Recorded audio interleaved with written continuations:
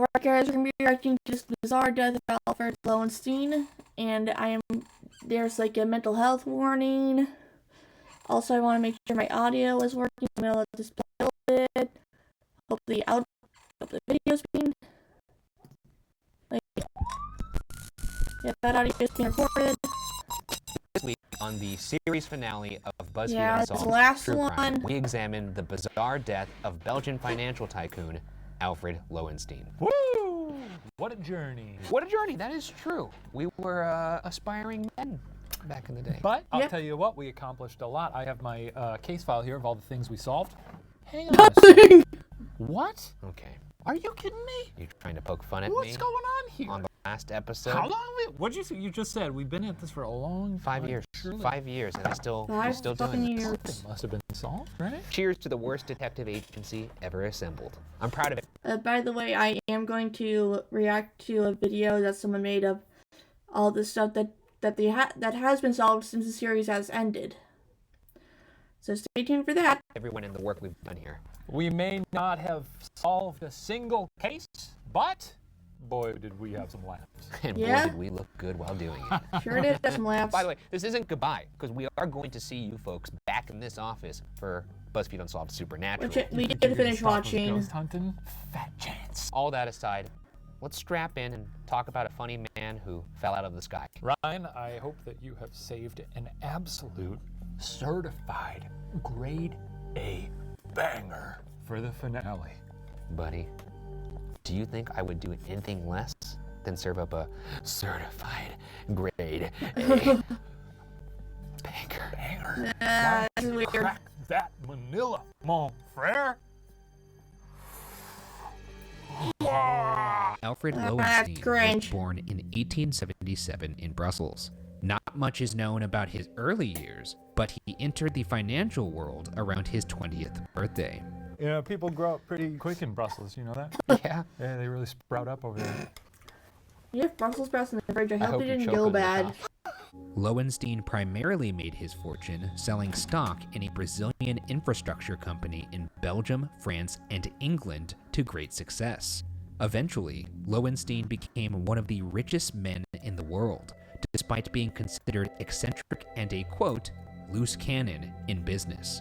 In 1908, Loewenstein married Madeleine Maison, a beautiful woman from a prominent Belgian family, and the two had one son together. Their marriage seemed to be one of convenience instead of love. Madeleine Those are not the enjoyed best a life ones. of luxury, and Alfred enjoyed having a beautiful wife. The two slept in separate rooms and lived separate lives, I mean, not the worst, because, hey, y'all could have different spine needs. with Alfred reportedly spending almost all his time thinking either about his business or his only other passion, horses.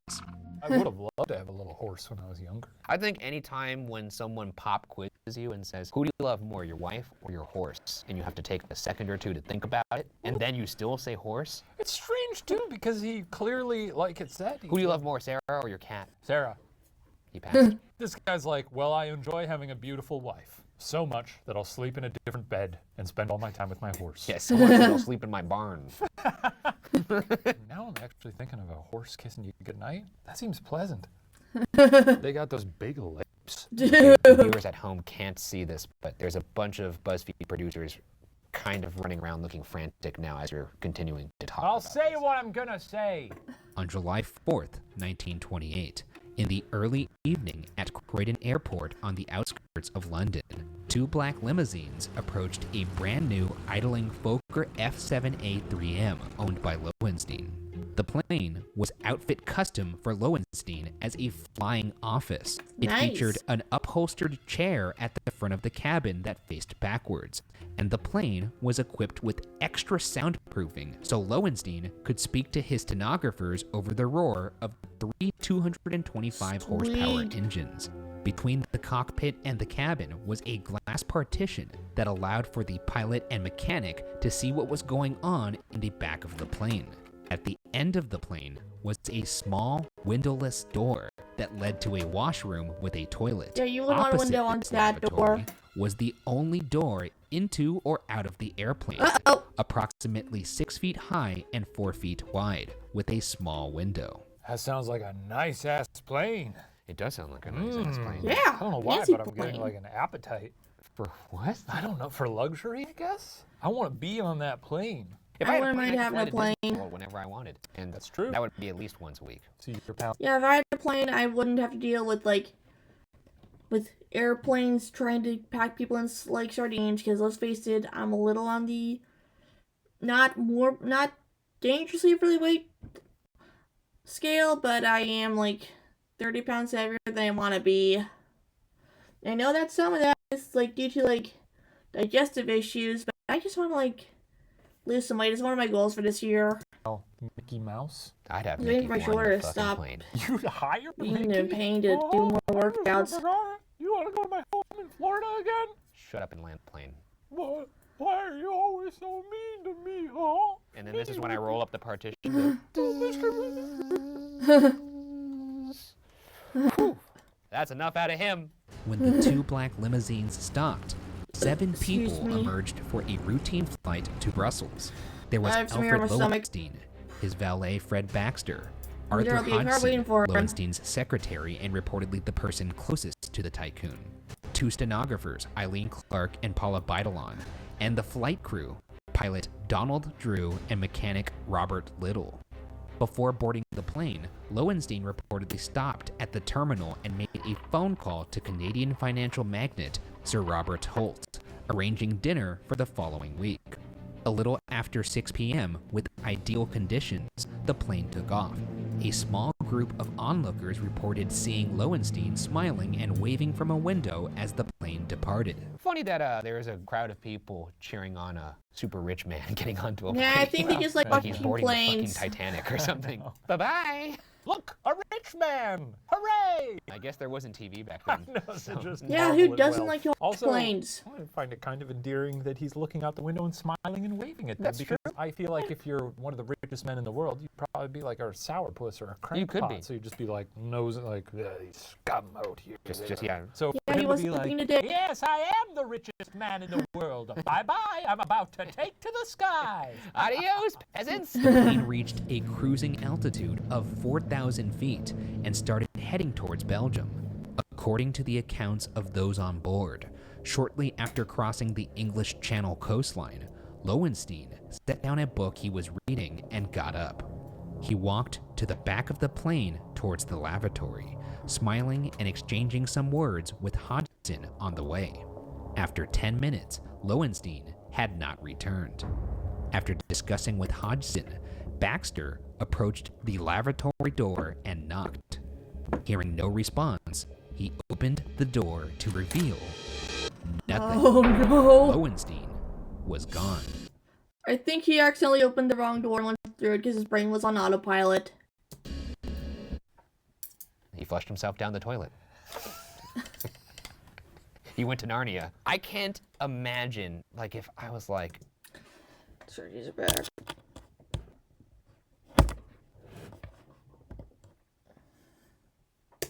if me and the crew on Unsolved were on our private jet like we used to fly to our locations, They did and not then have a I open the private door jet. and you're not there, Yeah. I don't even know what my reaction would be. I think you would laugh. Maybe I would. What would your reaction be if you opened the Like door stress and I was laughter? just not there? I think I might genuinely laugh because obviously, sad. Ryan Bergara is gone. That's true. But at that point, it's like, well, it's a foregone conclusion. Yeah. I guess we have to have a good laugh about the fact that he disappeared down a toilet. Hodgson wrote a note explaining the situation and passed it to the pilot. At that point, the nearest airport was about 5 minutes ahead on their current heading at Saint-Engelvert, France. Drew, however, instead throttled back What the and fuck? landed on a beach covered in tall sand dunes and, unknown to them, under the control of the French military. What? Shortly after fuck? 7:30, the passengers, now 6 of them, emerged from the plane and waited for someone to find them. You should have like gone What to is the going through airport. this pilot's mind to not just continue forward literally 5 minutes and instead turn the plane around and be like, I'm going to land on this beach? Is his thinking like, well, I'll go to where he may have jumped out? Maybe, but wouldn't you still go back to just land at the airport, get more people to come help you? Yeah. Instead of being like, I'm gonna land on this beach and swim after him. Yeah, but also, like, are people making logical decisions at this point? If No. someone has disappeared from your plane, I mean, that's like sorcery. I'd be like, I don't know, let's turn around and find the nearest spot to where he may have jumped out. I feel like you train for that as a pilot. You train for someone taking a spooky dookie and disappearing out of the bathroom? You don't train for somebody taking a spooky dookie, but you do train for unforeseen circumstances or pressure. And if your one reaction to something that's not even immediate danger to you is, beach! Weird. Meanwhile, Yeah, fucking at Fort weird. Mardyk, Lieutenant Marquet of the 1st Battalion dispatched a party to arrest whoever had just landed on his beach. Understandable. Back at the guard room, the passengers were questioned by Marquet and then later by police. The next day, Marquet told the Daily Express that while the passengers admitted they'd lost their employer somewhere over the channel, it took a half an hour for them to reveal Loewenstein's name. Oh my god, just Both spit it out. stenographers had been crying. Hodgson was sweating excessively, and Baxter's teeth were chattering. Marquet emphasized that he believed their story, saying, quote, "It could not have been play acting.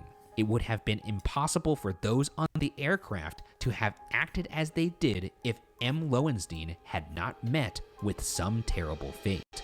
End quote. I'm gonna go out on a limb and say that Marquet, not the best interrogator or a good No, judge he of is when not. someone's lying. Because if someone's trying to tell me what happened in a possible murder case and their teeth are chattering and they're sweating excessively while others are crying, I think these are all stress responses. Can we Most pass of them are judgment on these normal. let's just do a little test here. Yeah. Hey, dude, what was the name of the guy? Hey, what was the name of the guy? Just tell me the name of the guy who fell off the airplane.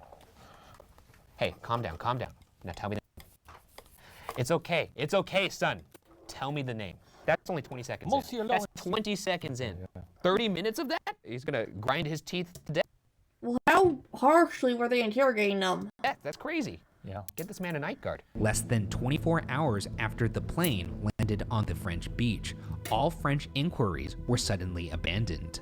Since the incident had allegedly occurred outside their 3-mile territorial limit, the French argued they didn't have jurisdiction to investigate. British and Belgian officials took the same stance. So everyone's Any trying to be crime, lazy? if one even occurred, apparently took place over international waters, and no nation was in a rush to claim it.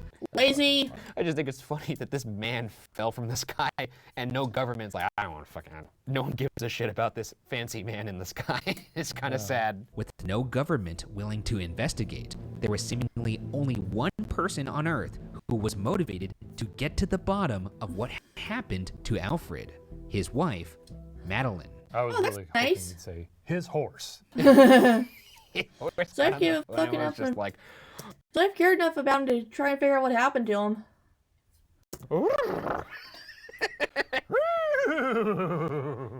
He's asking questions. You're at the post office. You see your neighbor. She's all, she's got like one of those black. yeah, the Sarah Winchester Right. veil. Yeah. And you're like, yo, are you okay? What happened? And she was like, my husband got sucked into a toilet. What? Sorry, I didn't mean to laugh. Could you excuse me for a second? He died doing what he loved. According to Belgian law, without a body, there could be no Oh, death certificate. yeah, that is without important. a death certificate, there could be no reading of the will. And without the Oh, reading shit. of a will, Loewenstein's estate you wanted would be the locked up money. for at least 4 years. forgot you wanted the money. needed a body, and she let French authorities know a reward would be given to anyone who found it. It might be fishy Meanwhile, at that point. newspapers had a field day publishing rumors that turned the story from odd to straight up bizarre.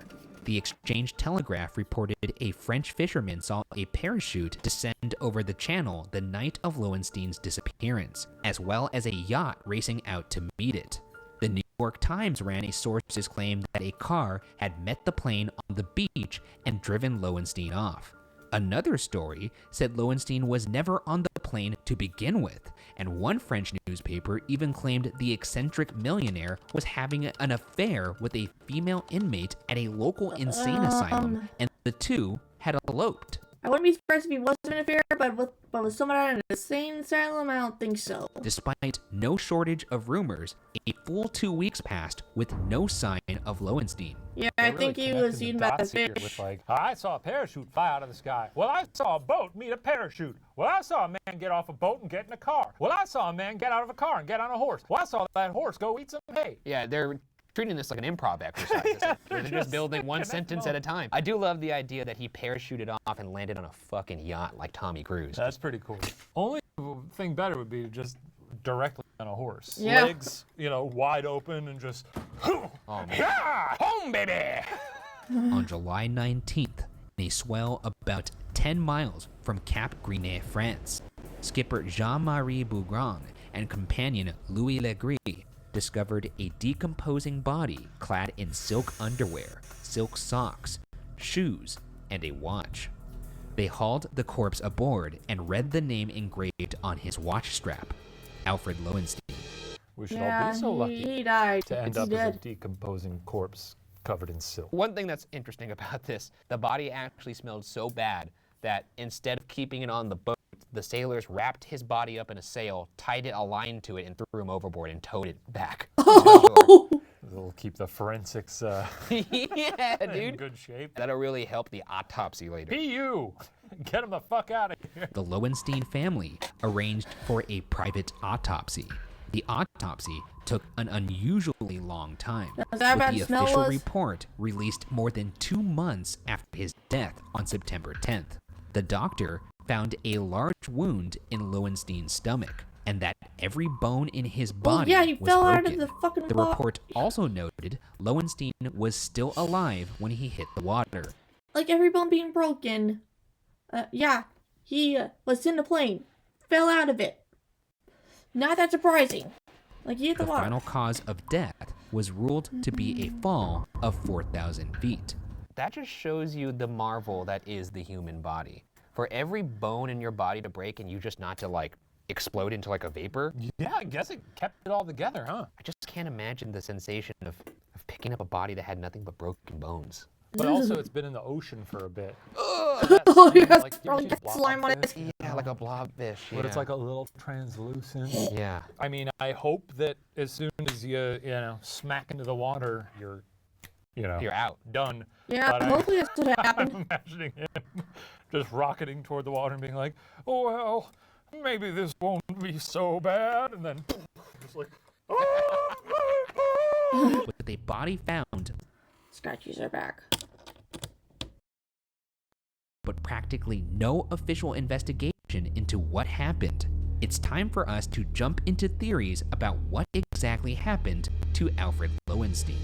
Our first theory is the official reported cause, that while trying to go to the bathroom, Alfred Loewenstein accidentally opened the wrong door and fell out of the plane.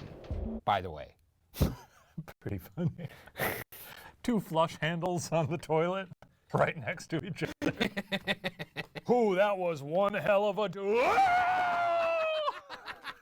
The New York Times reported that in the weeks leading up to the fateful flight, Loewenstein was growing increasingly absent-minded, stating that those around him, quote, had been noticing that he would blunder through wrong doors in his home or offices while his mind was occupied with grandiose schemes of speculation, end quote. An accidental fall became one of the most popular theories, partially because that's the story everyone on board stuck to.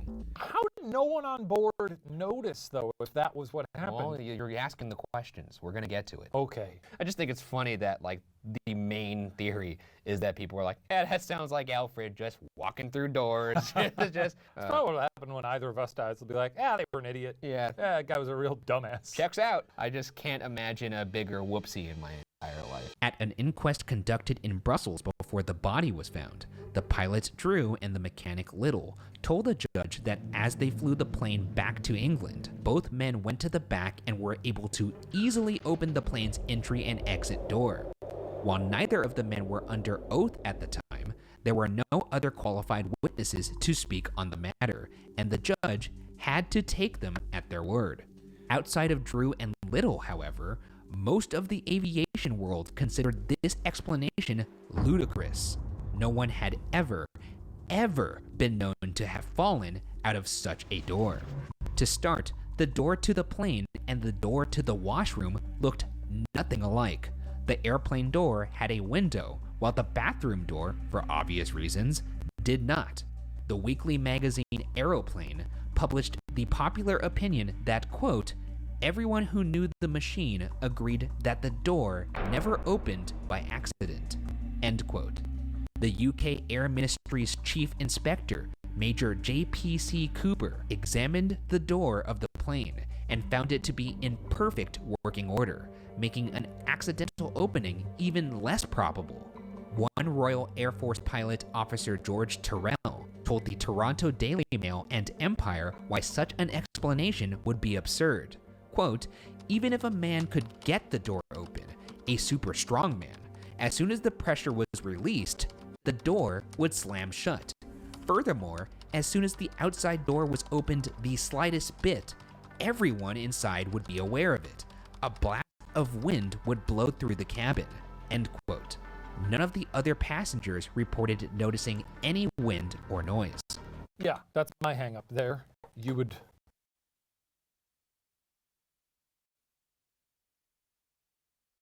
very clearly notice that. That's true. This is maybe one of the things that movies does get right. Anytime there's any kind of opening in a plane, it's like, napkins! yeah, and everyone's like, what? Probably hear it too. You'd probably hear it too. I mean, I know napkins! Hey, wait a minute. There's also a loud noise. Why are you so concerned with the napkins? Well, that's what you notice first, because there's napkins everywhere. Or a person flying around. I don't know. Someone goes, oh! Yeah, Exactly. That's always funny. Yeah, I just think that it seems like it would be hard to get the door open to begin with, and even if it did get open, everyone would notice. So, while Loewenstein was generally considered to be physically strong, he had been sick with rheumatism in the days leading up to the flight, physically weakening the tycoon. However, even if Loewenstein had been in tip-top shape, it's hard to imagine him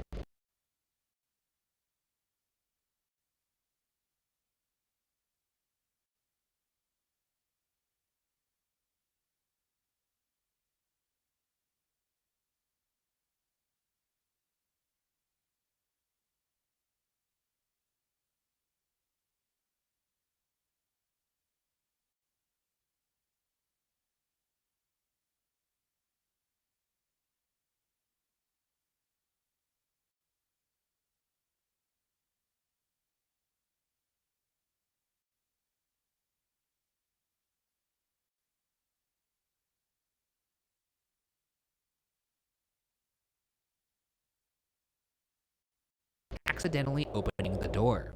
Norman W. Ray, a reporter from the Evening Standard, conducted some experiments on a similar aircraft and, while in flight, couldn't get the door to budge even when he, quote, lurched heavily against it, end quote.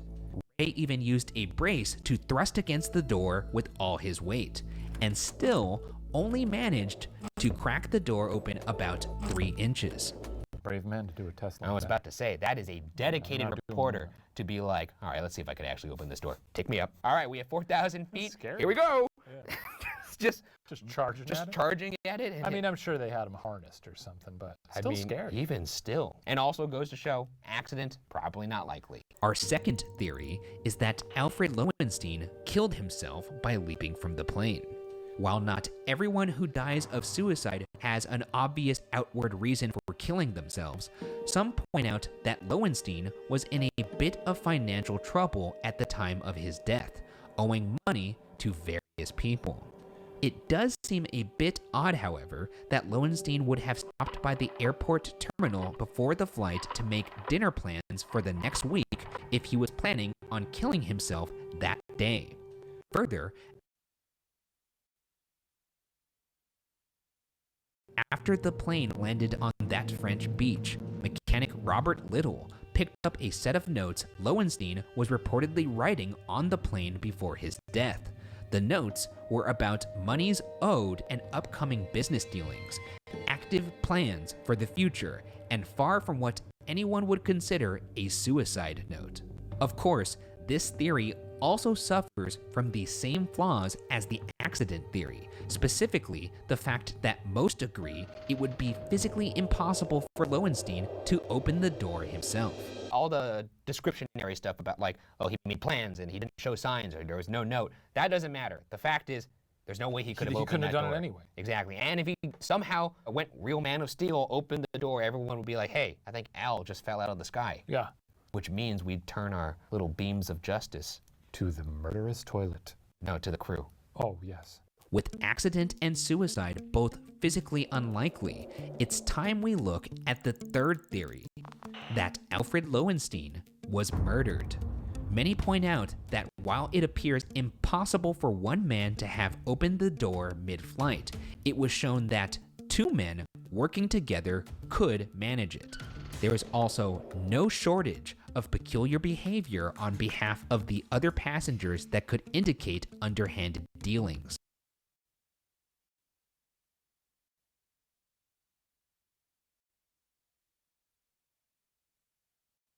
For instance, why did the plane land on the beach instead of at the nearby airport? One of Loewenstein's obituaries mentioned that he never read books, so why did the passengers insist he had been reading before getting up? Was he reading or making notes about his business dealings? Finally, as Loewenstein was known to never drink, why did the coroner find alcohol in his system? What if he was trying to get into reading? That's true. Just because I'm not a reader now doesn't mean I can't be later. I say, let's champion him for cracking a spine on a little literature. And the alcohol thing? Well, look, maybe he wanted to get into drinking. Maybe he wanted to be an alcoholic. Yeah. Rude. Contributing to this theory is the story mechanic Robert Little told his wife Julie Little before his death. According to Julie, Robert said that he had been at the controls at the time of the disappearance. Before Loewenstein got up, Robert saw Loewenstein remove his jacket, collar, and tie, stand up, and seemingly gasp for air. Robert told his wife he suspected Loewenstein had been poisoned. Or he's one of those people, who really likes to get pretty bare when they take a dump. Have you ever done that? I have taken a gnarly dump where you where you just had to take all your clothes off because you've ruined that? No, because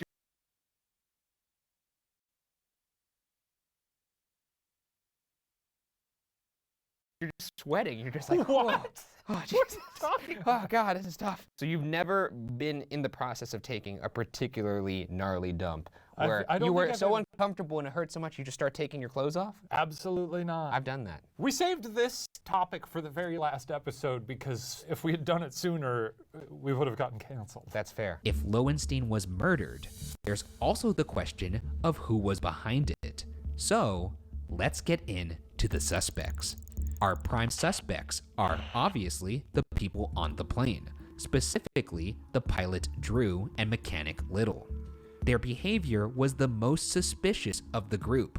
While Little said that he was flying when Loewenstein first got out of his chair, he reportedly passed the controls over to Drew when it became clear Loewenstein was missing. Drew was therefore who landed the plane on the beach instead of at an airport. It's also unclear why neither Little or Drew didn't use the radio to notify anyone that a passenger had seemingly fallen from the plane.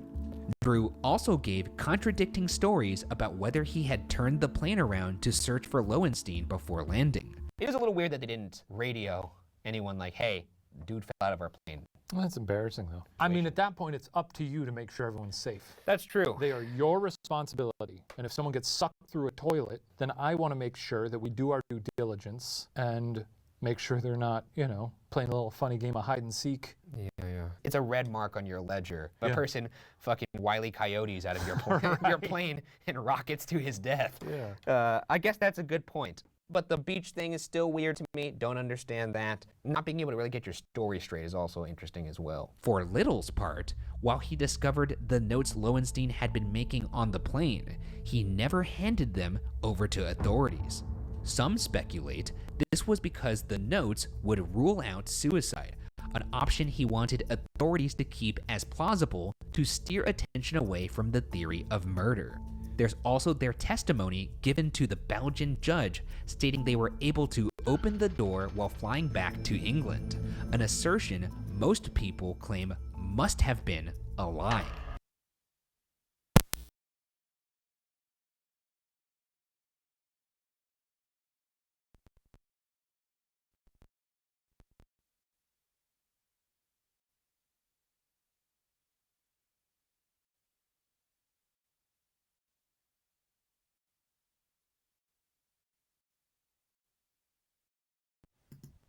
Okay, now the audio input is working.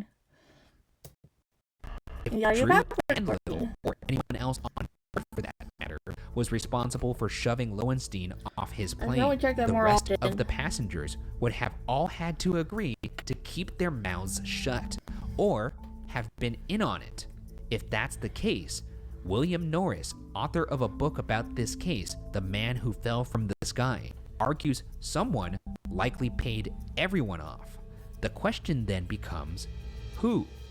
I'm gonna go out on a limb here and say that I do think he was murdered. It seems to be the only thing that makes sense to me. He couldn't have accidentally opened the door. He couldn't have done it himself. And these two numbskulls had said that they were able to open the door easily when that's been proven impossible. But the thing is, if these two guys did it, I do feel bad for everyone else on the plane because now they're kind of just like, well, or they're all in on it. It's got to be tough to find 6 people who are that willing to completely abandon their morals. Also, one of them, Hodgson, who's the secretary, was also one of his closest friends. So that's something else that kind of factors into the calculus of the situation. I mean, we've discussed this before. I think friends can be moved to murder each other. If pushed. Our first suspect is Madeleine Loewenstein. Though Madeleine would benefit financially from her husband's death, their relationship appeared to be, by all accounts, amiable. Madeleine was freely reaping the benefits of her husband's wealth while he was alive, with seemingly no demands placed upon her. I mean, you know, she's stuck at home with that horse that he loves so much. That's true. That's got to grind away at you. Yeah, but she had a pretty good life. They had separate bedrooms, so she didn't really have to deal with that much, and she did live a life of luxury. And I would imagine the whole just headache of getting the body found and having to get that will. I mean, you could just poison him on the ground, too. That's true, much easier. Yeah. The other group of suspects who would want Loewenstein dead are various business competitors and associates.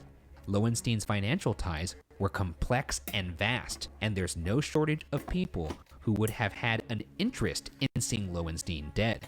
Perhaps the most suspicious are Major Albert Pam and Mr. Frederick Sarvassi. These two men, along with Loewenstein, were the 3 major stockholders of a company called International Holdings. Without Loewenstein in the picture, Pam and Sarvassi would see serious financial gain. While the stock crashed after Loewenstein went missing, if someone had advanced knowledge of his demise, they could have stood to seriously profit. Yeah. Indeed, after Loewenstein's death, author Norris found that Pam and Sarvassi announced a profit from, quote, transactions of a special nature, end quote, of Special over nature being murder? $13 million, the current day equivalent of $200 million. Yeah, I've used that money in my life. It is a lot of money, and when you're dealing with especially a wacky case like this, you could kind of, return to the standbys of crime, which is follow the money. I mean, anyone who has ties to a company called International Holdings, I'm going to guess the primary function of that company is to murder people. Sounds shady as hell. I like this Yeah. this one a lot, actually. Yeah, like I said, he's a super rich man, so like you said, complex and vast. He's got a lot of strings tied to a lot of nefarious people, no doubt. If they Without a made the doubt. equivalent of $200 million off of this, then they could have paid everybody on the plane a fair amount. They probably already had a lot of money. Like, we'll give you each $5 million. Now, this may mean nothing. I do want to say that the rest of the people on board did live comfortably after. 5 Not mil. like outrageously That would mean they got 30 million total. That's not they how it weren't. works. They got to keep up appearances and such. How much would it take to buy you? I honestly don't think I would receive money for the 10 death million. of my friends. No, I don't think I wouldn't do it. 20 million. I wouldn't do it. 100 million. I'll take it. I'm actually honored that it would take 100 mil for you It would take 100 to mil. not give me away. 100 mil. But you know what though? I would let them pay me off, and then I would thwart their plan. Oh, Yeah. but then they'll kill you. No, they won't. Why not? Because we teamed up. And we fucking killed them, bro. You know what happens when you fucking mess with the stool boys? You get covered in shit. That's right. You done stepped in it. As Lieutenant Marquet of the French 1st Battalion watched that Fokker F-7A3M touch down on the sandy beach almost 100 years ago, he couldn't have known the mystery that was waiting on board.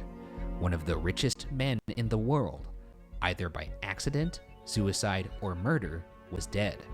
And 6 suspiciously acting employees were the only ones who could shed any light on what had happened. With all of the passengers now dead, it appears that however Alfred Loewenstein ended up plummeting to his death over the English Channel will remain unsolved.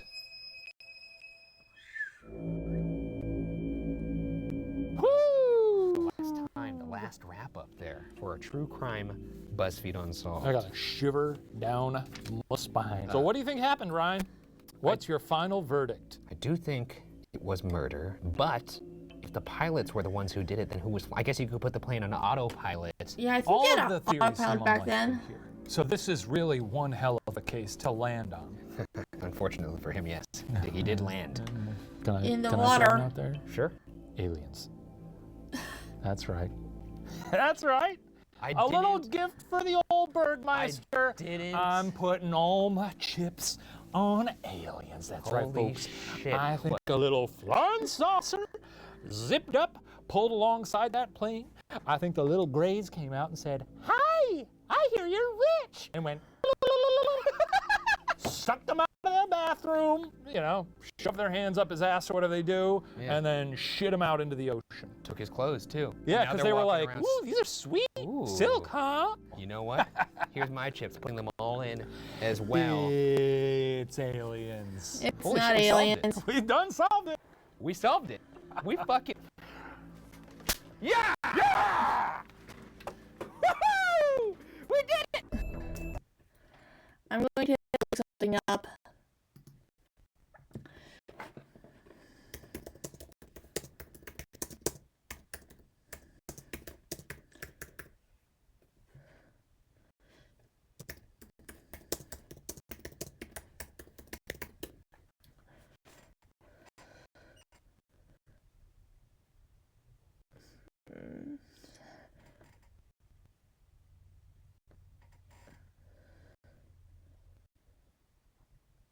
What if there was like some sort of like pressure issue with the plane and I did not open Safari?